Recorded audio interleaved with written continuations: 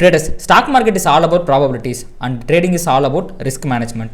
இங்கே 100% ஒர்க் ஆகக்கூடிய ஒரு விஷயம் கிடையாது. இதை தெரிஞ்சுக்காமல் நீங்கள் ட்ரேட் பண்ணிங்க அப்படின்னா நீங்கள் லாஸஸ் பண்ணுறதுக்கு நிறைய வாய்ப்புகள் இருக்குது. அதனால் உங்களுடைய ஃபினான்ஷியல் அட்வைசரை கன்சல்ட் பண்ணிவிட்டு அதுக்கப்புறமா ட்ரேட் பண்ணுங்கள். இந்த வீடியோவில் நான் சொல்கிற எல்லாமே எஜுகேஷன் பர்பஸ்க்காக தான். வணக்கம் traders, welcome to weekly review of nifty and bank நிஃப்டிங்க. So nifty and bank nifty இது ரெண்டுமே வந்து ப்ரைஸ் ஆக்ஷன் வைஸ் இந்த வாரம் எப்படி பிஹேவ் பண்ணுறதுக்கு வாய்ப்பு இருக்குது, அதை தாண்டி global event or India related ஈவெண்ட்ஸ்லாம் வந்து எப்படி ப்ரைஸ் ஆக்ஷன் அஃபெக்ட் பண்ணுறதுக்கு வாய்ப்பு இருக்குது அப்படிங்கிறத பற்றி டீட்டெயிலாக பார்க்க போகிறோம். அண்ட் அதை தாண்டி நிறைய பேர் வந்து பார்த்தீங்கன்னா கமாடிட்டிஸ் பற்றி போட சொல்லி கேட்டிருந்தீங்க.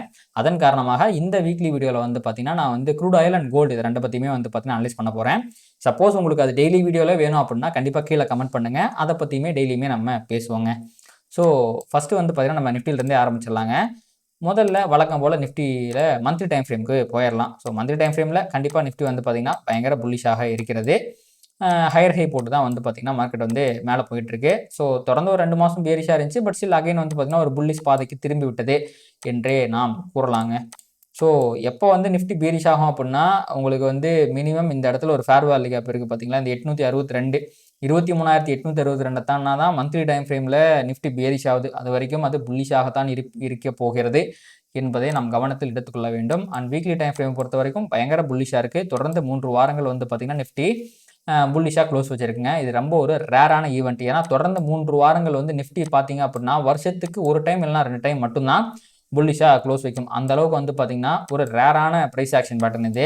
நீங்கள் ஹிஸ்டாரிக்கலாக பார்த்தாலுமே எப்போவாது நடக்கூடிய ஒரு விஷயம் தான். இங்கே நடந்திருக்கும் இதெல்லாம் வந்து பார்த்தீங்கன்னா எலெக்ஷன் ரிசல்ட் பேஸ்ட் ரேலி, அதெல்லாம் 5 ஸ்டேட் எலெக்ஷனுக்கு அப்புறம் வந்து மிகப்பெரிய பிரேக் அவுட் ஆகி போனது. இந்த மாதிரி அப்புறம் வந்து நம்ம பிஜேபி ஆட்சிக்கு வந்ததுக்கப்புறம் 3 வாரம் வந்துச்சு. அதுக்கப்புறம் இந்த ஜப்பான் பிரச்சனையில் 3 வாரம் வந்துச்சு. இந்த மாதிரி ஒரு வருஷத்துக்கு அதிகபட்சம் 2 டைம் இல்லைனா 3 டைம் மட்டும்தான் நடக்கும். அது இந்த வாரத்துலையுமே நடந்திருக்குங்க. அண்ட் எப்பப்பெல்லாம் அப்படி நடக்குதோ அப்பப்பெல்லாம் ப்ரைஸ் ஆக்ஷன் வந்து பார்த்தீங்கன்னா உங்களுக்கு ஓவர் பாட்டுக்கு போயிடும். அந்த விதத்தில் இப்போவுமே ப்ரைஸ் ஆக்ஷன் ஓவர் பாட்டில் தான் இருக்குது. அண்ட் அதை தாண்டி பாருங்கள், இந்த இடத்துல வீக்லியில் ஒரு பேரிஷான ஃபேர் வேல்யூ கேப் இருக்குது. அதை போய் டச் பண்ணிவிட்டு அதை தாண்டி ப்ரைஸால் க்ளோஸ் வைக்க முடியல. அதோட எட்ஜில் கீழே தான் வந்து பார்த்தீங்கன்னா க்ளோஸ் வச்சிருக்கு. விச் மீன்ஸ் இந்த இடத்துல ஃபார்ம் ஆன ஃபேர் வேல்யூ கேப்பில் என்ட்ரி எடுத்த செல்லர்ஸ் இன்னும் ப்ரைஸை டிஃபெண்ட் பண்ணுறாங்க அப்படிங்கிறதான் வந்து பார்த்தீங்கன்னா அதில் அர்த்தம். ஸோ ஒரு ஷார்ட்டர் டைம் ஃப்ரேமில் நம்ம வந்து ஒரு செல்லிங் ப்ரெஷரை எதிர்பார்க்கலாம் அப்படிங்கிறதுக்கும் செல்லிங் ப்ரெஷர் ஆக்சலரேட் ஆகிறதுக்கு வாய்ப்பு இருக்குது அப்படிங்கிறதுக்கும் சிறிய சைன் அப்படிங்கிறது இதில் கிடச்சிருக்கு. அதை தாண்டி வந்து பார்த்திங்க அப்படின்னா லிக்விடிட்டியை இந்த இடத்துல இந்த 256 அப்படிங்கிறது வந்து பார்த்திங்கன்னா 25,256 அப்படிங்கிறது மிக முக்கியமான மேலே இருக்கக்கூடிய பைசைட் லிக்விடிட்டி. அதை ஸ்வீப் பண்ணதுக்கப்புறமா ஒரு ஸ்விங் பாயிண்ட்டையும் ப்ரைஸ் போட்டிருக்கு. இது எல்லாமே வந்து பார்த்திங்கன்னா நிஃப்டியை பொறுத்த வரைக்கும் ஒரு பியரி சைன் தான். ஸோ டெய்லி டைம் ஃப்ரேமில் நிஃப்டி எதை தாண்டா பியரிஷாக மாறும் அப்படின்னா இந்த 25,046 ப்ரிசைஸ்லி இந்த கேண்டிலோட லோ கரெக்டாக சொல்லணும்னா 25,049 இதை தாண்டா தான் வந்து பார்த்திங்கன்னா டெய்லி டைம் ஃப்ரேமில் நிஃப்டி பியரிஷாக மாறுது. அது வரைக்குமே வந்து பார்த்திங்கன்னா ஈவன் ஒரு செல்லிங் ப்ரெஷர் வந்தாலும் கண்டிப்பாக மார்க்கெட் பியரிஷாக கீழே போயிடும் அப்படிங்கிறதுலாம் சொல்ல முடியாது. இந்த இடத்துல நடக்கக்கூடிய ரியாக்ஷனை வச்சு தான் நிஃப்டி வந்து புல்லிஷ் ஆகுமா பியரிஷ் ஆகுமான்னு சொல்ல முடியும். அண்ட் அஸ் ஆஃப் நவ் நேற்றத்தோட க்ளோஸ் வரைக்குமே நிஃப்டி டெய்லி டைம் ஃப்ரேம்லையும் புல்லிஷாகத்தான் இருக்கிறது அப்படிங்கிறதே நம்ம வந்து ஞாபகத்தில் வச்சுக்கணும். Trend is our friend until it ends. இது வந்து பார்த்திங்கன்னா ரொம்ப முக்கியமான ஒரு விஷயம். ஸோ 1 டே டைம் ஃப்ரேமில் கண்டிப்பாக நிஃப்டி புல்லிஷாக தான் இருக்குது. 1 ஹவர் டைம் ஃப்ரேம்லேயே வந்து பார்த்திங்க அப்படின்னா இந்த இடம் இருக்குது பார்த்தீங்களா 25,154 இதை தாண்டா தான் பியரிஷாக மாறுது. ஸோ சப்போஸ் அப்படி வர selling pressure maybe 1 hour time ஃப்ரேமில் இருக்க லிக்விடிட்டி கூட எடுத்துக்கிட்டு ஃபர்தராக மேலே போய் கூட ஃபர்தராக புல்லிஷாக போகிறதுக்குலாம் வாய்ப்பு இருக்குது. ஸோ நம்ம ட்ரேட் பண்ணுற டைம் ஃப்ரேமை பொறுத்து தான் ட்ரெண்டை சொல்ல முடியும். நான் இப்போ சொல்கிறது பொசிஷனல் ட்ரெண்ட் 1 ஹவர் அண்ட் 1 டேவை பொறுத்து சொல்கிறேன். அப்படிங்கிறதுனால 1 ஹவர் டைம் ஃப்ரேமில் வந்து பார்த்திங்கன்னா 25,154 தாண்டா பியரிஷாக மாறுது. அதுவே 1 டே டைம் ஃப்ரேமை பொறுத்த வரைக்கும் இந்த பாயிண்ட் இருக்குது பார்த்தீங்களா, இந்த 25,049 அப்படிங்கிறத தாண்டா தான் வந்து பியரிஷ் ஆகுது. அது வரைக்கும் வரக்கூடிய செல்லிங் ப்ரெஷர் கண்டிப்பாக என்ட்ரி டைம் ஃப்ரேம் பொறுத்து சொல்கிறேங்க. நீங்கள் 1 டே டைம் ஃப்ரேமில் என்ட்ரி எடுப்பீங்க அப்படின்னா இதை தாண்டா தான் பியரிஷ் ஆகுது பார்த்துக்குங்க. சப்போஸ் நீங்கள் 1 ஹவர் டைம் ஃப்ரேமில் என்ட்ரி எடுப்பீங்க அப்படின்னா இதை தாண்டா தான் பியரிஷ் ஆகுது பார்த்துக்குங்க. அது வரைக்கும் வர ரீட்ரேஸ்மெண்ட்லாம் கீழேயும் போகலாம், இல்லை அது வந்து இந்த ஏதாவது ஒரு லிக்விடிட்டி எடுத்துக்கிட்டு ஃபர்தராக மேலே போகிறதுக்கும் வாய்ப்பு இருக்குது. ஸோ மார்க்கெட் ஸ்ட்ரக்சர் அப்படிங்கிறது புல்லிஷாக தான் இருக்குது. பட் உங்களுக்கு செல்லிங் ப்ரெஷர் மேலே ஆக்சலரேட் ஆகிறதுக்கான நிறையா சைன்ஸ் அப்படிங்கிறது வந்துருச்சுங்க. ஏன்னா உங்களுக்கு லாஸ்ட் ஃப்ரைடேவே வந்து பார்த்திங்கன்னா ஒரு பியரிஷான ஃபேர் வேல்யூ கேப் வந்திருக்கு. அதோட சைஸ் பெருசாக இருக்குது. 1 டே டைம் ஃப்ரேம் இருக்க லிக்விடிட்டி எடுத்ததுக்கப்புறம் 1 ஹவரில் ஃபேர் வேல்யூ கேப் வந்திருக்கு. இது எல்லாமே வந்து பார்த்திங்கன்னா ஒரு பியரி சைன் ஆன இண்டிகேஷன் தான். அடுத்து ஒரு பிரேக்கர் பிளாக் வந்திருக்கு. அதுலேயுமே தொட்டு வந்து பார்த்திங்கன்னா ப்ரைஸ் வந்து ரிவர்ஸ் ஆகிருக்கு. இந்த மாதிரி பல விஷயங்கள் வந்து பார்த்திங்கன்னா மேபி ஷார்ட்டர் டைம் ஃப்ரேமில் ஒரு பியரிஷ் ட்ரெண்ட் எமர்ஜ் ஆகிறதுக்கு வாய்ப்பு இருக்குது அப்படிங்கிறத சொல்லுது. பட் இன்னும் சேஞ்ச் ஆஃப் கேரக்டர் வரல, நிஃப்டி புல்லிஷாக இருக்குது அப்படிங்கிறத ஞாபகத்தில் வச்சுக்கணும் நம்ம. இதுதான் வந்து பார்த்திங்கன்னா நிஃப்டியோடைய ப்ரைஸ் ஆக்ஷன். ஸோ நான் பேசிக்காக வந்து பார்த்திங்க அப்படின்னா நிஃப்டியில் வந்து பார்த்திங்கன்னா இப்போதைக்கு இருக்க ட்ரெண்ட் அப்படிங்கிறது புல்லிஷாக தான் இருக்குது. பட் ஓவர் பாட்டில் இருக்கிறதுனால ஒரு சின்ன பியரிஷ்னஸை நான் எதிர்பார்க்குறேன். ஸோ என்னோட அனாலிசிஸ் படி ப்ரைஸ் வந்து பார்த்திங்கன்னா 25,154 வரைக்கும் போய் இங்கே என்ன ரியாக்ஷனை கொடுக்குது அப்படிங்கிறத பொறுத்து தான் நான் அடுத்து நிஃப்டியோட ட்ரெண்ட் என்னவாக இருக்க போகுது அப்படிங்கிறத முடிவு பண்ணுவேன். இப்போதைக்கு ஒரு சின்ன பியரிஷ்னஸை கண்டிப்பாக நான் நிஃப்டியில் எதிர்பார்க்குறேன். அதை பியரிஷ்னஸ் சொல்லலாம், ரீட்ரேஸ்மெண்ட்னு சொல்லலாம், ஆர் ப்ராஃபிட் புக்கிங்னு சொல்லலாம். ஸோ இங்கே கொடுக்குற ரியாக்ஷன் நீங்கள் கொடுக்குற ரியாக்ஷன் வச்சு தான் ஃபர்தராக எப்படி நிஃப்டி ரியாக்ட் பண்ணும் அப்படிங்கிறத சொல்ல முடியும். அது கீழே போகுமா இல்லை திருப்பி ரிவர்ஸ் ஆகி மேலே போயிருமாங்கிறதெல்லாம் சொல்ல முடியுங்க. ஓகே, அடுத்து அப்படியே நம்ம பேங்க் நிஃப்டி பக்கம் போயிடலாம். ஸோ பேங்க் நிஃப்டியை பொறுத்த வரைக்கும் அதே தான். ஸோ நிஃப்டிக்கும் பேங்க் நிஃப்டிக்கு இருக்க மிக முக்கியமான வித்தியாசம் என்னன்னாங்க, நிஃப்டிங்கிறது ப்ராடர் இண்டெக்ஸ், எல்லா ஸ்டாக்குமே அதுக்குள்ள இருக்கும். பட் பேங்க் நிஃப்டி பொறுத்த வரைக்கும் பேங்கிங் ஸ்டாக்ஸ் தான் இருக்கும். அப்படிங்கிறதுனால தொடர்ந்து 3 வாரங்களில் பாசிட்டிவாக முடிக்கிறது அப்படிங்கிறது பேங்க் நிஃப்டிக்கு வந்து ரொம்ப சர்வசாதாரணமான விஷயம். நீங்கள் வரலாறு திரும்பி பார்த்தீங்கன்னா ஒரு வருஷத்தில் வந்து பார்த்தீங்கன்னா இந்த மாதிரி வந்து ஒரு 5-6 தடவை நடக்கும். நிஃப்டியில் 2-3 தடவைனா பேங்க் நிஃப்டியில் 5-6 தடவை நடக்கும். ஸோ அந்த விதத்தில் இதுவுமே வந்து பார்த்தீங்கன்னா மேலே தான் போயிருக்கு. பட் டெய்லி டைம் ஃப்ரேமில் இருக்க எந்த ஒரு லிக்விடிட்டியுமே ப்ரைஸ் எடுக்காமல் ஒரு ஸ்விங் பாயிண்ட்டை போட்டிருக்கு. விச் மீன்ஸ் இன்னுமே பேங்க் நிஃப்டி மேலே போகிறதுக்குலாம் வாய்ப்பு இருக்குது. பட் இந்த ரேலி அப்படிங்கிறது கொஞ்சம் பெருசாக இருக்கிறதுனால கண்டிப்பாக ஒரு ப்ராஃபிட் புக்கிங் அப்படிங்கிறது பேங்க் நிஃப்டிலுமே வரதுக்கான வாய்ப்பு அப்படிங்கிறது இருக்குங்க. ஸோ ஃப்ரைடே அன்னைக்கு வந்து பார்த்தீங்கன்னா நிஃப்டி ஃபேர் வேல்யூ கேப் வரைக்கும் போயிட்டு ரிவர்ஸ் ஆயிடுச்சு. பட் பேங்க் நிஃப்டி முன்னாடியே சொன்ன மாதிரி இது வந்து செக்டார் ஸ்பெசிஃபிக்கான இண்டெக்ஸ் அப்படிங்கிறதுனால உங்களுக்கு இன்னும் அதெல்லாம் நடக்கலை. பியரிஷ் ஃபேர் வேல்யூ கேப் போட்டிருக்கு. பட் இதில் இருந்து ப்ரைஸ் ரிவர்ஸ் ஆகாத காரணத்தினால ஒன்றா ப்ரைஸ் வந்து பார்த்தீங்கன்னா இங்கே போய் ரிவர்ஸ் ஆகலாம். அப்படி இல்லைனா இந்த டே லோவை தாண்டினாலே செல்லிங் ப்ரெஷர் ஆக்சிலேட் ஆகி கீழே போகிறதுக்கு வாய்ப்பு இருக்குது. அப்படி போகிற பட்சத்தில் இது ஒரு நல்ல சப்போர்ட்டாக இருக்கும். 55,028 அப்படிங்கிறது பேங்க் நிஃப்டிக்கு ஒரு மிக முக்கியமான சப்போர்ட்டாக இருக்கும். ஸோ ஓவராலாக இந்த ரெண்டையுமே சம்மரைஸ் பண்ணணும்னா ரெண்டுமே ஓவர் பாட்டில் இருக்குது, ரெண்டுமே ஸ்விங் பாயிண்ட் போட்டிருக்கு, ரெண்டுலேயுமே செல்லிங் ப்ரெஷர் அதிகமாக இருக்க வாய்ப்பு இருக்குது. அது ரீட்ரேஸ்மெண்ட்டாக ரிவர்ஸ்லாங்கிறது ஃபர்தராக கீழே விழும்போது நடக்கிற ப்ரைஸ் ஆக்ஷன் வச்சு தான் சொல்ல முடியுங்க. இதை தாண்டி வந்து பார்த்தீங்கன்னா ஈவெண்ட்ஸுமே அடுத்த வாரத்தில் நிஃப்டியை அஃபெக்ட் பண்ணுறதுக்கு வாய்ப்பு இருக்குது. அப்படி பண்ணக்கூடிய மிக முக்கியமான ஈவெண்ட், ஆல்ரெடி நிஃப்டியை பாதித்த ஈவெண்ட் ஃப்ரைடே அன்னைக்கு ட்ரம்ப் அவர்கள் போட்ட இந்த வெடி தான். அவர் என்ன சொல்கிறாரு அப்படின்னா, H1B விசா, யூஎஸ்க்கு போகிற விசா, தொழில் சம்மந்தமாக போகிற விசா இது. ஸோ இதை நீங்கள் வந்து போனோம் அப்படின்னா தொழில் வேலை சம்மந்தமாக போகிற விசா இதுக்கு வந்து பார்த்தீங்கன்னா $1,00,000 கிட்டத்தட்ட இந்திய மதிப்பில் வந்து பார்த்தீங்கன்னா 88 லட்சம் நீங்கள் பே பண்ணால் தான் உங்களுக்கு நான் விசா ப்ராசஸை வந்து நான் பரிசீலனை பண்ணுவேன் அப்படிங்கிற மாதிரி சொல்லியிருக்காங்க. அண்ட் அது எஃபெக்ட் ஃப்ரம் டுடே, இன்னையிலிருந்தே வந்து பார்த்தீங்கன்னா அது எஃபெக்ட்டுக்கு வருதாமா. ஸோ இதெல்லாம் வந்து பார்த்தீங்கன்னா இந்தியன் ஐடி செக்டரை மிகப்பெரிய அளவில் பாதிக்கும். ஏன்னா டிசிஎஸ், இன்ஃபோசிஸ் அண்ட் HCL டெக்னு நினைக்கிறேன், 3 கம்பெனிலுமே ஆயிரக்கணக்கான பேர், 40,000 50,000 1 லட்சம், எனக்கு தெரிஞ்சு 1 லட்சத்துக்கு மேலே வந்து பார்த்தீங்கன்னா இந்த 3 கம்பெனிலேருந்து அங்கே இருக்காங்க. அந்த 1 லட்சம் பேருக்கும் நீங்கள் வந்து கிட்டத்தட்ட 88 லட்சம் ரவுண்ட் பண்ணி 1 கோடி கட்டணும் அப்படின்னா எங்கே போய் நிற்கிறது? அது எல்லாமே இந்த கம்பெனிக்கு பிரச்சனை தானே அது. ஆனால் இதில் இருக்க மிக முக்கியமான விஷயம்னா அப்படி ஆல்ரெடி இருக்கிற எம்ப்ளாயர்ஸ்க்கு இது கிடையாதாமா. இதுக்கப்புறம் வரப்போகிறவங்களுக்கு தான் வந்து இது இருக்குது. அப்படிங்கிறதுனால ஷார்ட் டைமில் ஐடிக்கு இது ஒரு பியரிஷாக இருக்கலாம்.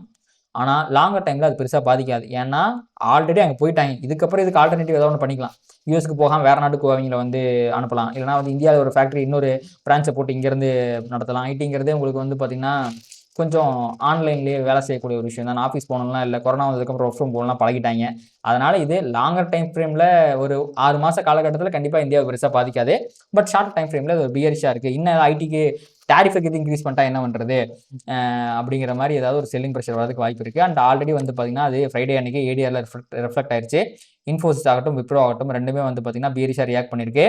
அண்ட் கிஃப்ட் நிஃப்ட்டுமே வந்து பார்த்திங்கன்னா இந்த நியூஸ் வந்ததுக்கப்புறம் ஒரு 100 பாயிண்ட் சடன்னு கீழே விழுந்துச்சு. அதுலேருந்து நம்ம ரெக்கவர் ஆகாமல் தான் இருக்குங்க. ஸோ இங்கே பாருங்கள், இந்த நியூஸ் வந்த உடனே ஒரு மிகப்பெரிய செல்லிங் ப்ரெஷரில் 120 பாயிண்ட் விழுந்துச்சு. அந்த இடத்துல கன்சல்டேஷனில் தான் முடிச்சிருக்கு. ஸோ இதுக்கு ஆல்ரெடி கிஃப்ட் நிஃப்டி ரியாக்ட் பண்ணிருச்சு. மண்டே அன்னைக்கு இந்தியன் ஐடி ஸ்டாக்ஸும் நிஃப்டியும் இதுக்கு கண்டிப்பாக பியரிஷாக ரியாக்ட் பண்ணும். பட் அது சஸ்டெயின் ஆகிறதுக்கான வாய்ப்புகள் குறைவு தான். இன்னொரு நியூஸ் நான் என்ன கேள்விப்படுறேன்னா, அமெரிக்காவில் உள்நாட்டு பிரச்சனையே கொஞ்சம் அதிகமாக இருக்குது. அதை திசை திருப்பதற்காக, அமெரிக்க வாழ் மக்களை குசிப்படுத்துறதுக்காக ட்ரம்ப் அப்படி பண்ணுறாருங்கிற ஒரு நியூஸ் வந்துச்சு. யூஎஸ்ல என் ஃப்ரெண்ட்ஸ் இருக்காங்க, அவங்க இந்த மாதிரி ஒரு கருத்தை வச்சாங்க. அண்டு என்னுடைய பார்வையில் அதுவும் இருக்கலாம். அதை தாண்டி வந்து பார்த்தீங்கன்னா அடுத்த கட்ட பேச்சுவார்த்தைக்கு வந்து பார்த்தீங்கன்னா இந்தியாவில் இருக்கவங்களாம் யூஎஸ்ல மண்டே நாளைக்கு போகிறாங்க.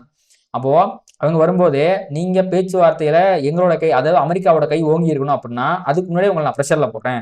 நான் இந்த ஐடிக்கு இந்த மாதிரி விசாலாம் பணத்தை ஏற்றினேன் அப்படின்னா இதுக்கப்புறம் அமெரிக்கா ஏதாவது பண்ணிட்டா என்ன பண்ணுறது? ஆல்ரெடி 50% டேரிஃப் போட்டு வச்சிருக்காங்க. இப்போ இதை பண்ணுறாங்க.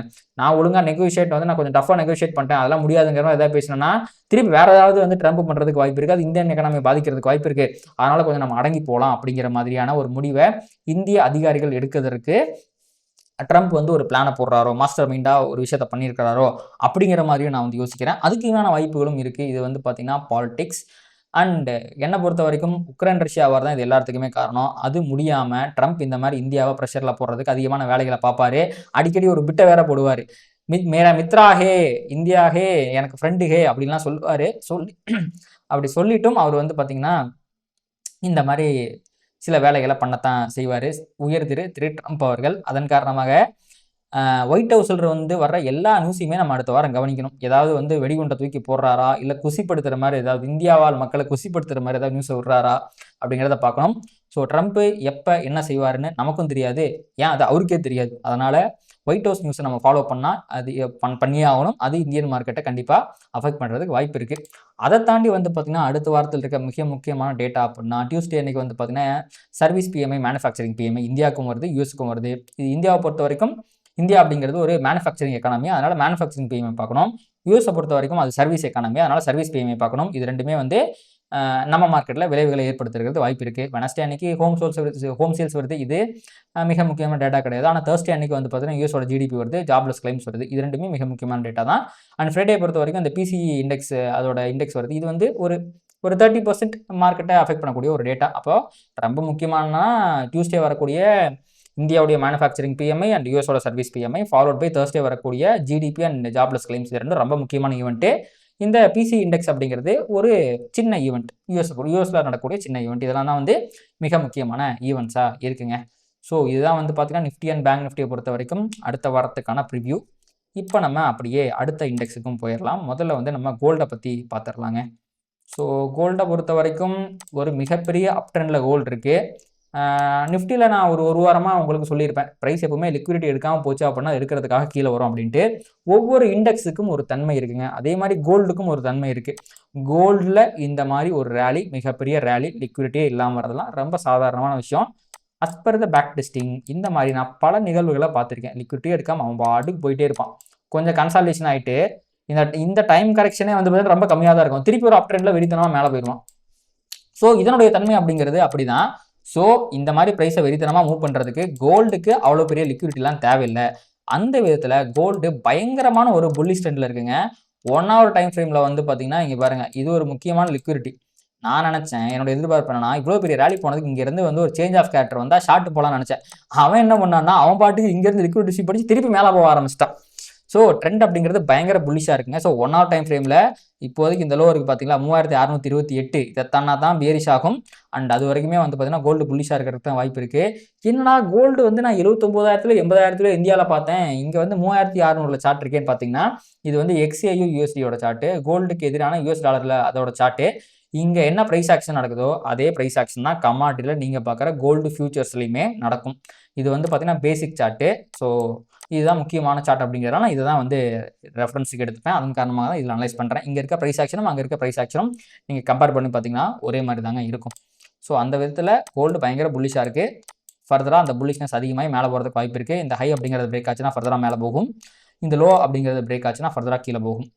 அண்ட் டெய்லி டைம் ஃப்ரேமில் மிக முக்கியமான இது வந்து 1 hour டைம் ஃப்ரேமுக்கு சொல்கிறேன். டெய்லி டைம் ஃப்ரேம் பொறுத்த வரைக்கும் 3613 அப்படிங்கிறது மிக முக்கியமான சப்போர்ட்டாக இருக்குங்க கோல்டை பொறுத்த வரைக்கும்.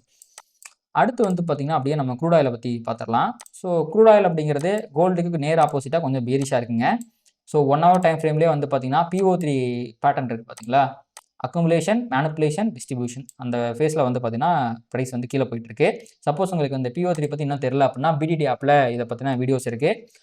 கீழே ஆப்போட லிங்க் இருக்குது, டவுன்லோட் பண்ணி ஃப்ரீ மெட்டீரியல் டேப்பில் போய் பாருங்கள். கண்டிப்பாக அது அந்த ஸ்ட்ராட்டஜி உங்களுக்கு யூஸ்ஃபுல்லாக இருக்கும். சரி, ஓகே. அதில் வந்து பார்த்தீங்கன்னா இப்போ க்ரூட் ஆயில் வந்து டிஸ்ட்ரிபியூஷன் ஃபேஸில் இருக்குது. ஃபர்தராக இந்த டிஸ்ட்ரிபியூஷன் ஆக்சலேட் ஆகும்போது ப்ரைஸ் டுவர்ட்ஸ் இந்த 61.45 வரைக்கும் போகிறதுக்கான வாய்ப்புகள் அப்படிங்கிறது இருக்குது. இஃப் இன் கேஸ் ஃப்ரைடேவோட லோ பிரேக் அவுட் ஆச்சுன்னா, லோ பிரேக் அவுட் ஆனால் தான் ஃபர்தராக செல்லிங் ப்ரெஷர் அப்படிங்கிறது வரும். ஸோ அதே மாதிரி வந்து பார்த்தீங்கன்னா மார்க்கெட் மேலே போச்சுன்னா மிக முக்கியமான ரீசன்ஸாக இந்த 64.76 ஃபாலோட் பை 66.04 இது ரெண்டுமே இருக்கிறதுக்கு வாய்ப்பு இருக்குது. இது மிக முக்கியமான சப்போர்ட்டாக இருக்கும். இதுவுமே பிரேக் அவுட் ஆச்சுன்னா ஃபர்தராக வந்து பார்த்திங்கன்னா டுவர்ட்ஸ் இந்த 59.86 வரைக்கும் போகிறதுக்கு வாய்ப்பு இருக்குது. இதுதான் வந்து பார்த்திங்கன்னா க்ரூட் ஆயிலுடைய நிலவரம் பேரிஷாக தான் இருக்குது. செல் அண்ட் ரைஸில் இருக்குது அப்படின்னு சொல்லலாம் நம்ம. அடுத்து பார்த்தீங்கன்னா பிட்காயினுங்க. பிட்காயினும் பயங்கர பேரிஷாக இருக்குது. பல கோடுகளை போட்டு வச்சுருக்கேன். மேபி நான் அதை ரிமூவ் பண்ணிடலாம்னு நினைக்கிறேன். ஸோ டெய்லி டைம் ஃப்ரேமில் இருக்க லிக்விடிட்டியை வந்து பார்த்திங்கன்னா பிட்காயின் வந்து எடுத்துகிட்டு இங்கே பாருங்கள், லிக்விடிட்டி எடுத்திருக்கு. பிட்காயினுமே வந்து பார்த்தீங்கன்னா ஸ்விங் பாயிண்ட்டை போட்டிருக்கு. இது எல்லாமே பியரிஷான விஷயம் தான். அண்ட் உங்களுக்கு 1 ஹவர் 4 ஹவர்னு எல்லா இடத்துலையுமே ஃபேர் வேல்யூ கேப்பை போட்டு கீழே போயிட்டுருக்கு. ஸோ இந்த லோ இருக்குது பார்த்தீங்களா, இந்த லோக்கு ஒரு சிக்னிஃபிகன்ஸ் அப்படிங்கிறது இருக்குது. 1,15,203 இது தாண்டும் போது ஃபர்தராக செல்லிங் ப்ரெஷர் ஆக்சரேட் ஆகும். அண்ட் ஃபர்தராக இங்கே இருக்குது பார்த்தீங்களா, இந்த 2 விக்குமே, அதாவது 1,14,723 1,14,407 இது ரெண்டுமே வந்து பார்த்தீங்கன்னா மிக முக்கியமான சப்போர்ட்டாக இருக்கும். ஒவ்வொன்றா பிரேக் ஆக கீழே போகிறதுக்கு வாய்ப்பு இருக்குங்க. 1 டே டைம் ஃப்ரேம் பொறுத்த வரைக்கும் வந்து பார்த்தீங்கன்னா பிட்காயினில் மிகப்பெரிய செல்லிங் ப்ரெஷர் வரதுக்கு வாய்ப்பு இருக்குது. அது எல்லாத்துக்குமே இந்த கன்சால்டேஷன் இருக்குது பார்த்தீங்களா, இதை தாண்டணும். அதாவது ப்ரைஸ் வந்து இந்த 1,14,411 தாண்டி ஒரு 1 ஹவர் டைம் ஃப்ரேமில் நல்ல ஒரு கேண்டில் கீழே க்ளோஸ் வச்சிருச்சு அப்படின்னா டுவர்ட்ஸ் இந்த 1,10,778 நோக்கி போகிறதுக்கு வாய்ப்புகள் அப்படிங்கிறது இருக்குது. பட் இதெல்லாம் உங்களுக்கு நாளைக்கெல்லாம் நடந்துடாது. மேபி அடுத்த வாரம், இன்னும் 1 வாரம் 2 வாரம் அப்படிங்கிற மாதிரி அதிகப்படியான கால அளவில் நடக்கிறதுக்கு தான் வாய்ப்புகள் அப்படிங்கிறது இருக்குங்க. இப்போதைக்கு ட்ரெண்ட் அப்படிங்கிறது பியரிஷாக இருக்குது. இந்த லோ தாண்டும் போது செல்லிங் ப்ரெஷர் ஆக்சரேட் ஆகிறதுக்கு நிறைய வாய்ப்புகள் அப்படிங்கிறது இருக்குது. இதான் வந்து பார்த்தீங்கன்னா பிட்காயினை பொறுத்த வரைக்கும் நிலவரங்க. ஸோ இந்த மாதிரி மார்க்கெட்டை வந்து ப்ராப்பராக அனலைஸ் பண்ணி ட்ரேட் பண்ணணும் அப்படின்னு நினச்சிங்க அப்படின்னா, ஸோ நான் சொல்லிக் கொடுக்குற எஸ்எம்சி கான்செப்ட் உங்களுக்கே தெரியும்னு நினைக்கிறேன். இது எல்லா இடத்துலையுமே ஒர்க் ஆகும். ஸ்டாக்ஸுக்கு, இண்டெக்ஸுக்கு, கமாடிட்டிஸ்க்கு, கிரிப்டோஸ்க்கு, ஃபாரெக்ஸுக்கு எல்லா இடத்துலையுமே ஒர்க் அவுட் ஆகும். உங்களுடைய கேபிட்டலை பொறுத்து, உங்களுடைய வேலை பளுவை பொறுத்து, உங்களுக்கு இருக்க ஃப்ரீ டைமை பொறுத்து நீங்கள் உங்களை ஃப்ரீ ஆக்கிக்கிட்டு, ஏன்னா இப்போ நீங்கள் சப்போஸ் நீங்கள் கிரிப்டோவில் பண்ணிங்கன்னா 24 ஹவர்ஸ் மார்க்கெட் எல்லா இடத்துலையும் பண்ண முடியும். கமாடிட்டியில் ஈவினிங்கில் பண்ண முடியும். ஸோ சப்போஸ் நீங்கள் மார்னிங்கே ஃப்ரீயாக இருப்பீங்கன்னா நிஃப்டியில், பேங்க் நிஃப்டியில், ஸ்டாக்ஸ் எல்லாம் பண்ண முடியும். ஸோ எல்லா யூனிவர்சல் கான்செப்ட்டுங்கிறதுனால எல்லா இதுக்குமே அப்ளை ஆகும். ஸோ இதை நீங்கள் கற்றுக்கிட்டீங்க அப்படின்னா கண்டிப்பாக உங்களுக்கு ஹெல்ப்ஃபுல்லாக இருக்கும். அதை கற்றுக்கணும்னு நினச்சிங்கன்னா நம்ம மென்டர்ஷிப் ப்ரோக்ராம் நீங்கள் வந்து ஜாயின் பண்ணிக்கலாம். கீழே டிஸ்கிரிப்ஷனில் வந்து பார்த்தீங்கன்னா பிடிடி ஆப் இருக்குது. அதில் போய் நீங்கள் கோர்ஸை பர்ச்சேஸ் பண்ணிக்கங்க. இது வந்து வெறும் கோர்ஸ் கிடையாதுங்க, இட் இஸ் மென்டர்ஷிப் ப்ரோக்ராம். உங்களுக்கு அசைன்மெண்ட் இருக்கும், 1-on-1 கிளாஸ் இருக்கும். அதை தாண்டி உங்களுக்கு டவுட் கிளாரிஃபிகேஷன்லாம் நான் பண்ணுவேன்.